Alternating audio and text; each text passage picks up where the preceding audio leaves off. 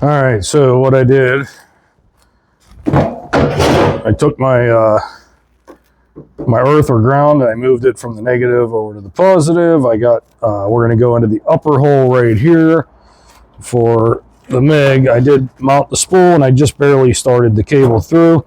One of the things I'm always interested in seeing, and one of the things I didn't do here is, and I got to pull my dang wire back. I forgot to put the lock over my my guide wheel here, my traction wheel. So one of the things I'm always interested in is, did they do a quick feed? A lot of your welders, let's see, another thing, is this adjustable? This is not adjustable for drive roller tension, or is it? No, it is. Okay, there is a nut there. They just don't have a lot of them put a set of numbers in there, so you see like 1 through 5 as you're tightening down, but you can't pull that. Okay, so wheels in, wire started, all the appropriate parts are in there.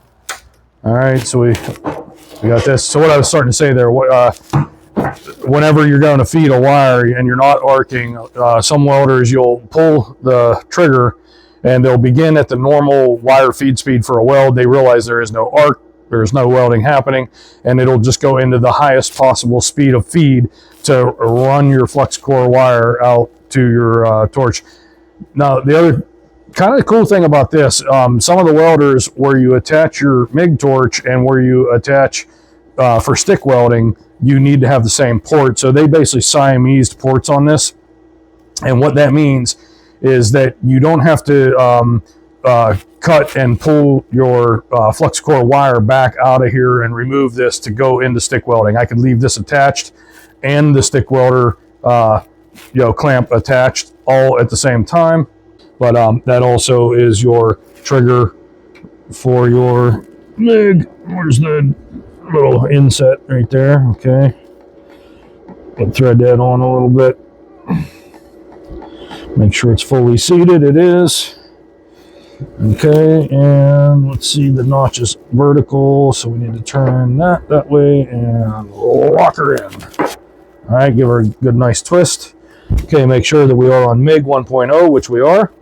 So now this is actually a decently long MIG torch, right? I mean, this is actually, I've had, like, some of the Chinese welders I've gotten have been like 5, like they call them 6 foot, they're barely 6 foot.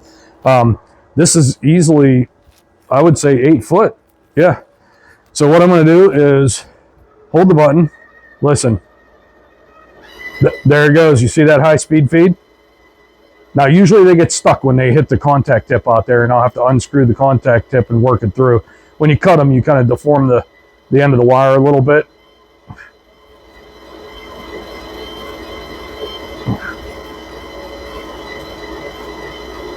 I don't feel it in my right hand yet. I feel it in my left hand for sure. There it goes. I feel it in my right hand now. Should stall here when it hits that contact tip.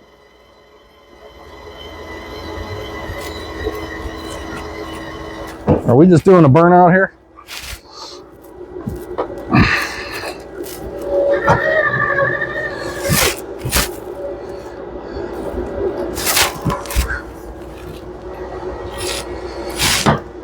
Might be stalled out. Okay, I'm going to turn the power off for a second.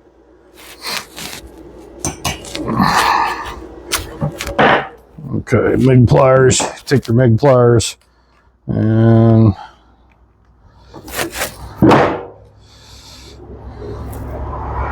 take that off. Yeah, she's sitting right in there. Okay, I'm going to turn the power back on. There, she's sticking out. So like I said, that is pretty typical, that when you cut this, so what you do is you put the contact tip on, and then you kind of rotate back and forth.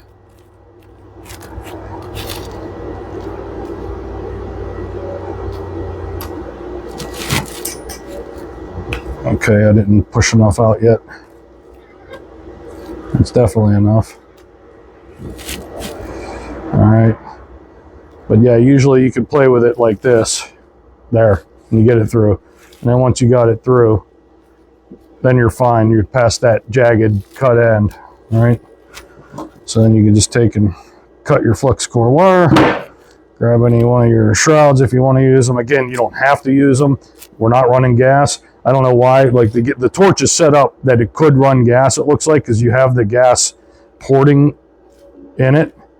I've talked to some people that say when they're flux core welding, they don't even mess with these. They can see better without it. Why mess with it, right?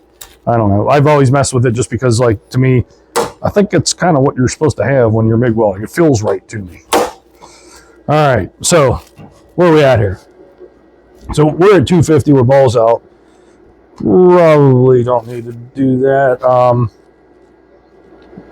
We'll come down, I don't know, 150-ish right there. Let's just run an arc. Let's see what it does, right?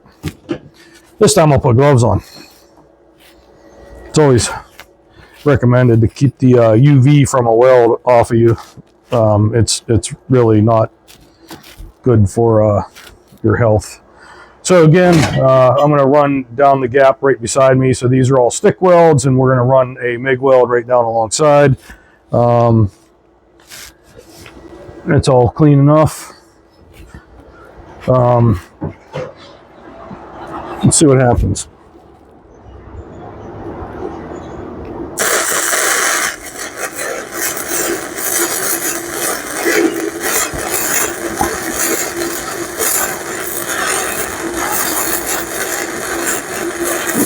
The weld's very smooth.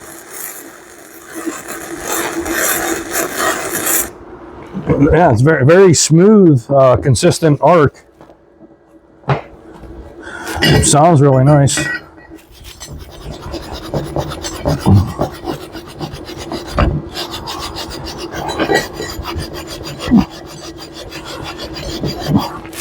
Yeah, that's not it's not bad. Could be brushed cleaner, but yeah, that's not bad, right? Just for shits and grins, let's go 250. Let's just go nuts, see what it does. We're on the biggest wire. It knows that. It knows where we're at. We're on synergy settings. Let's check it out. Now you get her to eat that. She's angry. She's also blowing out some wire, man. You can hear that wire feed motor going to town, right?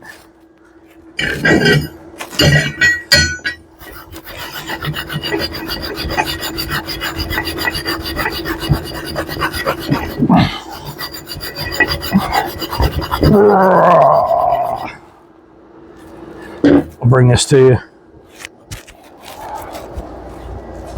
So there you go. That's at 250. You can see where that starts right there. Not bad. So let's see here. Millimeter wise, that's probably, I don't know, around 3.5. Where would that tell me to go? 3.5. That puts me at 175. Okay, so I'm not going to mic that piece of metal, but I think that just by eyeing it up, that's probably about 3.5 millimeter. Let's give her some smoke.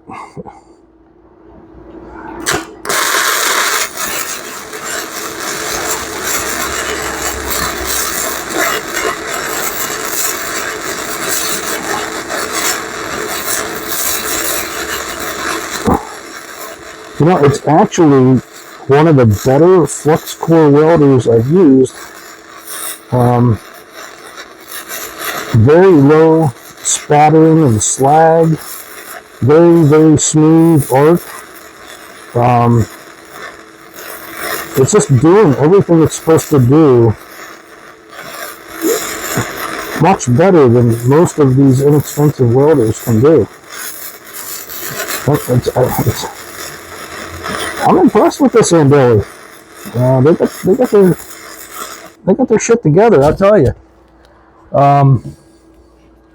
Yeah, I mean,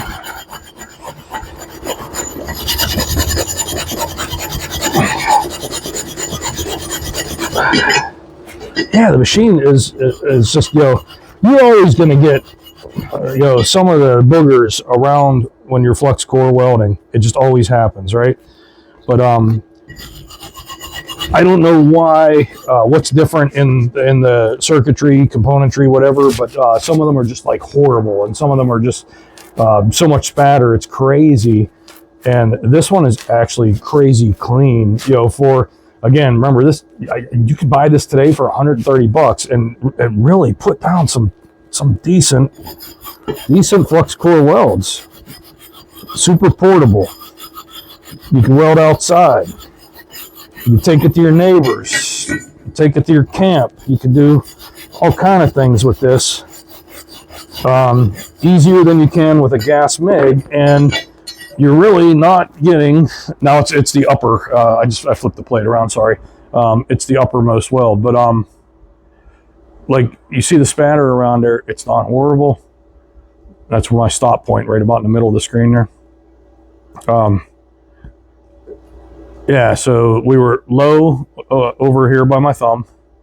We maxed it out for an inch or two there, and then we used the synergy settings, and it welded fine. I'm looking at that, you know, right now with you, and yeah, looks fine, looks fine. Andeli, 130 bucks, stick weld, flux core MIG weld. You can pick it up like a gallon of milk. You know, it's like so light. It's literally like picking up a gallon of milk. 130 bucks again.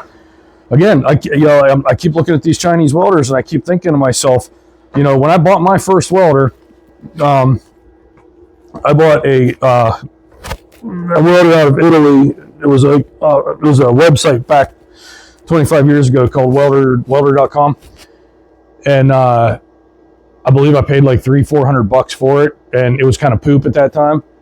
And I had that for a few years, and then I bought an $1,800 thermal arc, production shop welder.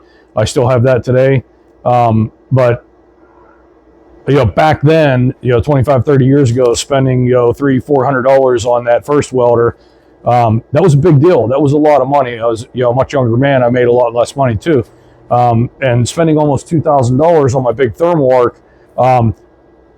That was a big deal. Like that's serious deal. Now think about it. $160 with a $30 coupon. It's $130. Then you add your tax to it, whatever. You're $140. $140. You're getting a 2-process machine here.